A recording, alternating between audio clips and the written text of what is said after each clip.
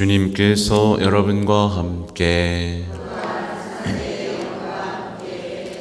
루카가 전한 거룩한 복음입니다. 주님 영광 받으소서. 그때 예수님께서 제자들에게 이르셨다. 너희 가운데 누가 벗이 있는데 한밤중에 그 벗을 찾아가 이렇게 말하였다고 하자. 여보게 빵 3개만 구워주게. 내 벗이 길을 가다가 나에게 들렀는데 내놓을 것이 없네. 그러면 그 사람이 안에서 나를 괴롭히지 말게. 벌써 문을 닫아 걸고 아이들과 함께 잠자리에 들었네. 그러니 지금 일어나서 건네줄 수가 없네 하고 대답할 것이다. 내가 너희에게 말한다.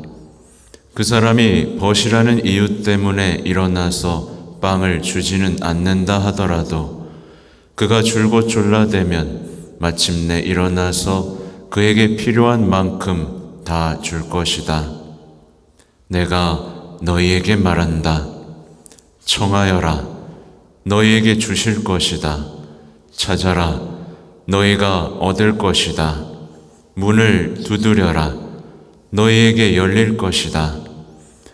누구든지 청하는 이는 받고 찾는 이는 얻고 문을 두드리는 이에게는 열릴 것이다. 너희 가운데 어느 아버지가 아들이 생선을 청하는데 생선 대신에 뱀을 주겠느냐? 달걀을 청하는데 전갈을 주겠느냐? 너희가 악해도 자녀들에게는 좋은 것을 줄 알거든 하늘에 계신 아버지께서야 당신께 청하는 이들에게 성령을 얼마나 더 잘 주시겠느냐. 주님의 말씀입니다.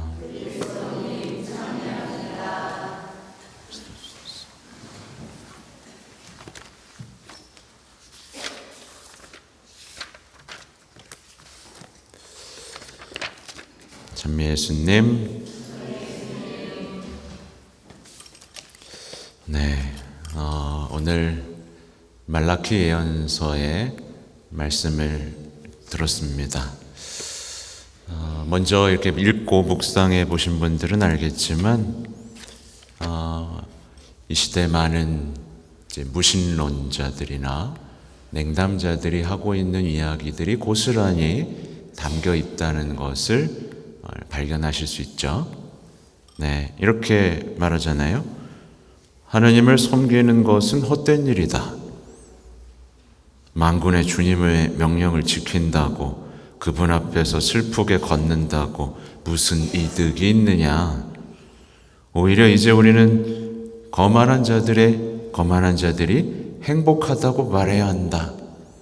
악을 저지르는 자들이 번성하고 하느님을 시험하고도 화를 입지 않는다. 하느님 안 계시다.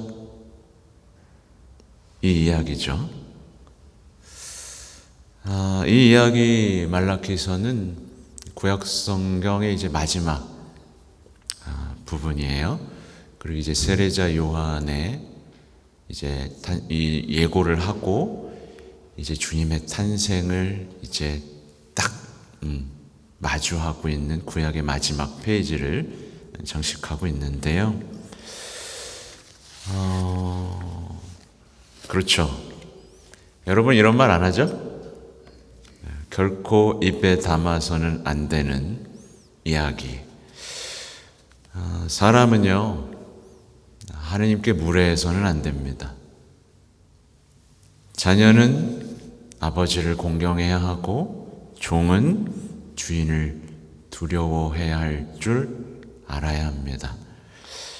근데 오늘날 많은 사람들이 하느님을 공경하지도 두려워하지도 경외하지도 않죠. 겁을 상실했죠. 하느님의 이름을 함부로 부르고 업신여기고 멸시하고 더럽히는 일을 전혀 겁먹지 않고 하고 있습니다. 대단히 용기가 있는 건지 참 모르겠어요. 자신이 얼마나 잘못된 길에 들어섰고 얼마나 교만한지를 알지를 못하죠. 아까 말씀드린 대로 신앙인들마저 하느님을 섬기는 것이 헛되다 라는 말을 정말 자주 합니다. 하느님 섬기는 게 무슨 소용이야? 성당 나가는 게 무슨 소용이야? 기도하는 게 무슨 소용이야? 그리고 계명을 지키고 죄를 고백하는 게 내 삶에 무슨 이득이 있어? 라는 말을 고스란히 반복합니다. 결국 선택하는 건 뭐예요? 거만한 자들의 행복입니다. 거만한 자들의 행복을 서슴지 않고 추구하죠. 그리고 악한 길, 유혹자가 제시한 바로 그 길에 나의 행복이 있고 나의 미래가 있고 나의 평화가 있다고 생각하며 거침없이 그 길을 자신만만하게 걷죠. 그 길이 끝에는 낭떠러지고 멸망, 영원한 죽음이 기다리고 있다고 정말 많은 경고들이 이루어졌는데도 불구하고 돌아설 생각이 없습니다. 그러니까 자신들이 하느님을 시험하고 있다는 걸 모른 채 살아가고 있죠. 하느님이 과연 끝까지 보고만 계실까요? 끝까지 보고만 계실까요? 사람들은 참 위험한 확률에 인생을 걸어요. 반반이라고 생각해도 만약에 하느님이 없어요. 그죠? 근데 있을 수도 있죠? 그럼 반반이죠? 근데 왜 없다는 거에 자신의 인생의 모두를 걸죠? 참으로 어리석은 거죠. 아무튼 하느님이 끝까지 보고만 계실 것이라는 생각, 이내 하느님은 없다라는 생각을 하면서 이제 인간의 일에 희망을 둡니다. 제가 오늘 하고 싶은 이야기는 정신질환 얘기예요. 많은 분들이 이 정신질환에 시달립니다. 이 병에다가 다양한 이름을 붙여요. 모르니까 붙이는 겁니다. 끝도 없이 이름을 붙입니다. 그리고 분석합니다. 이렇게 해서 생겼다고 분석을 합니다. 근데 고쳐요, 못 고쳐요? 못 고칩니다.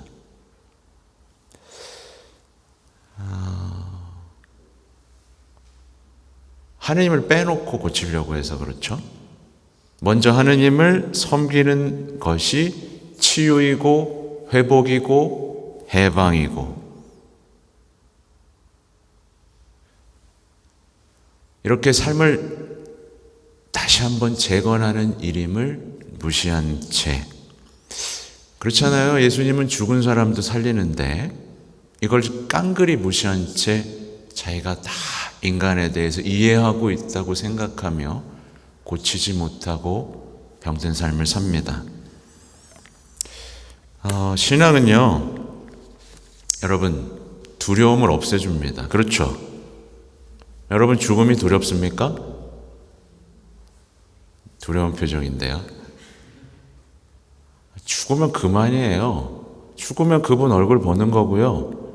죽으면 그 영원한 삶, 그토록 보고 싶던 분과 마주하는 거예요. 그렇죠? 우리는 죽음도 두려워하지 않습니다. 고통도 의미를 찾습니다. 신앙에는요, 고통도 두려워하지 않고, 가난도 두려워하지 않고, 몰희에도 누가 날 이해해주지 않는 것도, 누가 날 업신 여기는 것도 기쁨으로 여길 수 있는 사람입니다. 그리고 죽음 너머의 삶을 보는 사람이죠. 당연히 두려움으로 인해 생기는 모든 병적인 증상과 불안을 치유시켜주는 힘이 있습니다. 두려운 게 없는데 무슨 불안과 병에 시달려요, 여러분. 안 그렇습니까? 트라우마가 뭐예요? 두려움이죠. 반복되는 것에 대한 두려움이죠. 결국 신뢰, 두려움에 대한 문제인 거예요. 그죠? 근데 나를 지켜주는 분이 있고 끝까지 책임지는 분이 있고 두려워하지 말라, 보호자, 피신처, 여기에 대한 굳건한 신뢰가 이 병을 못 고쳐줄까요? 과연 믿음이 못 고쳐줄까요? 신앙은 삶을 신뢰로 가득 채워줍니다. 근데 병든 사람은 그 누구도 믿지 못하죠. 신앙은 우리의 삶을 희망으로 가득 채워줍니다. 근데 병든 사람은 항상 막막하죠. 신앙이 없는 삶은 늘 남과 비교하게 돼요. 요즘엔 더 심해졌죠. 전에는 내 옆에 있는 사람하고만 비교했어요. 근데 이제 온 세상과 비교합니다.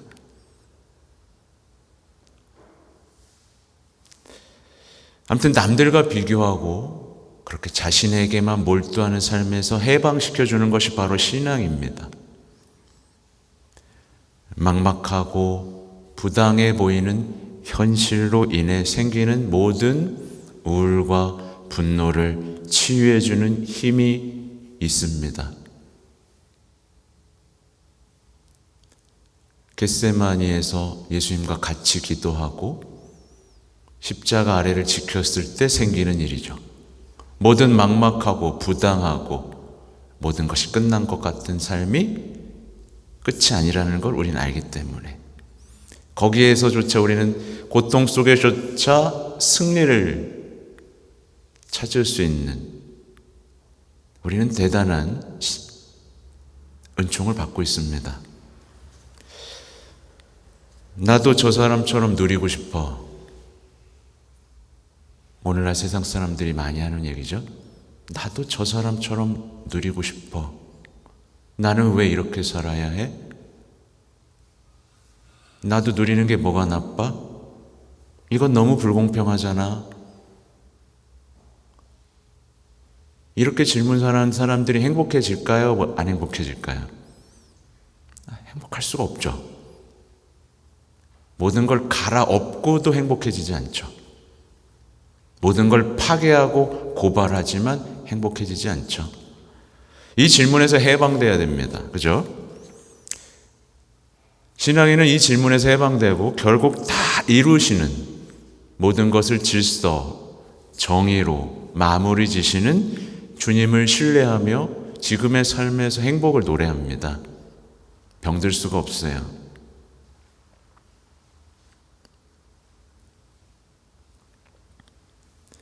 자신의 불우한 삶에 매이거나 자신의 고통스러운 현실에 매여 있지 않게 만들죠. 어떤 사람은 신앙이 그냥 정신승리다 라고 얘기하기도 하고요.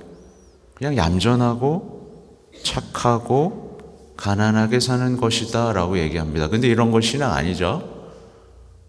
이렇게 살면 병 걸립니다.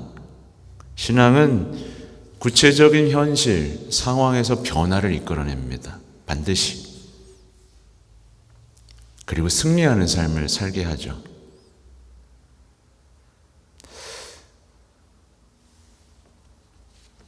여러분, 아파요? 아니랍니다. 많은 이들이 거만하게 자신을 섬기며 병들어가고 있어요.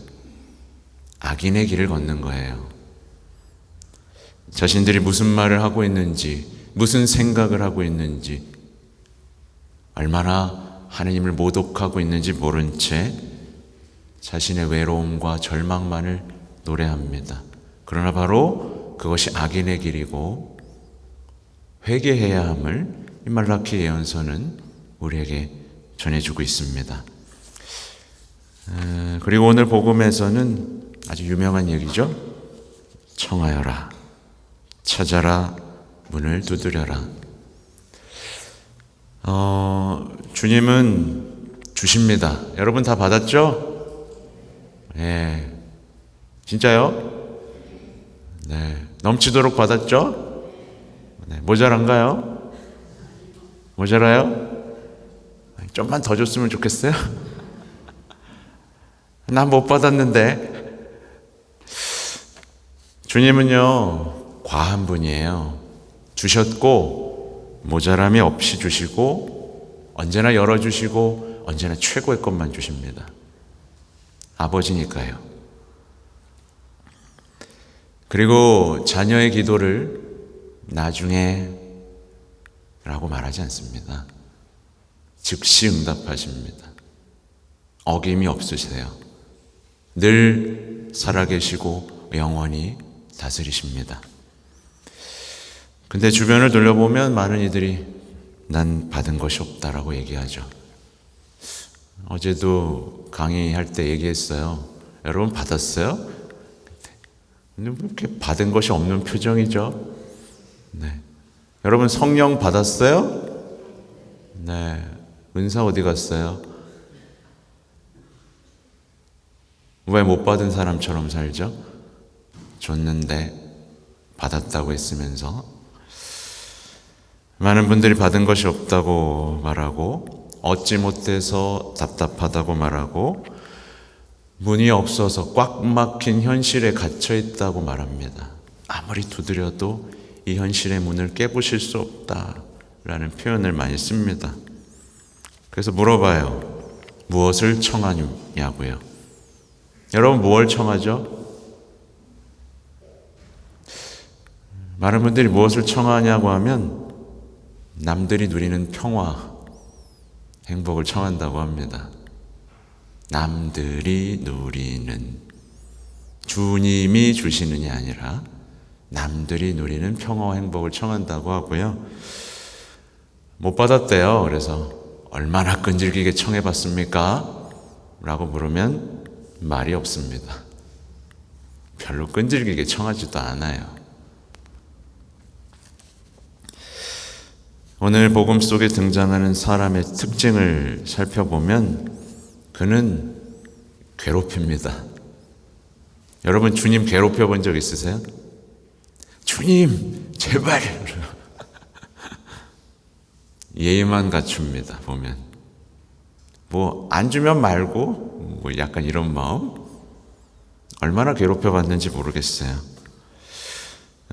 오늘 복음에 등장하는 사람은 괴롭히고 졸라대고 특징이 자신을 위해서 청하지 않죠.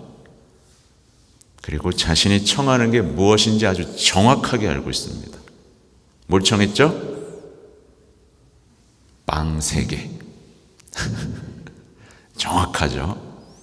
구체적이죠. 현실적이죠. 빵 3개. 네. 여러분도 빵 3개 한번 청해 보십시오. 빵 3개가 나올 겁니다.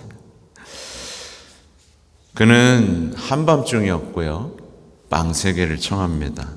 그는 확신을 갖고 있어요. 내 친구가 빵을 가지고 있고 괴롭히고 조르면 반드시 줄 것이다.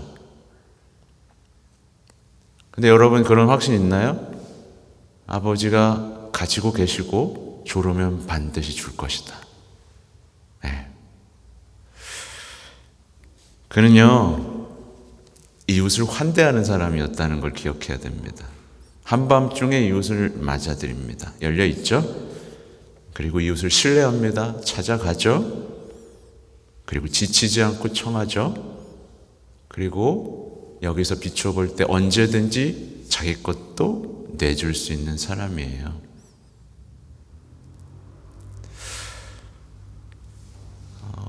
나에게 이것들이 갖춰져 있는지 돌아볼 필요가 있습니다. 반복해서 말씀드리지만 하느님께서는 적당히 주시는 법이 없어요. 하느님이 그래 그거 청했어? 그래 여기 있어 이러세요? 아니요. 이거 청했어? 그래 이거 다 가져 이렇게. 네. 솔로몬 보세요. 듣는 마음 청했더니 뭐 주시죠? 네, 다 주시죠. 하느님은 언제나 과하시고 넘치도록 주십니다. 오늘 마지막 부분에 성령을 얼마나 더 잘 주시겠느냐. 아버지는 이런 분이에요. 아버지는 그래, 갖고 가, 이게 아니라 성령을 주신다. 곧 당신 자신을 주신다. 갖고 가, 그게 아니라 그래, 내가 간다. 내가 너의 모든 것이 되어준다. 아버지를 절대 오해하지 마시기 바랍니다. 네, 이런 아버지예요. 이런 아버지에 대한 신뢰를 가지고 끈질기게 청하다 보면 그 기도 안에서 우리는 회개가 일어나게 되고 정화가 일어나게 되고 무엇이 기도인지 알게 되고 제대로 기도할 수 있게 되고 모든 것을 주시는 주님을 만나게 되고 삶은 변하게 됩니다.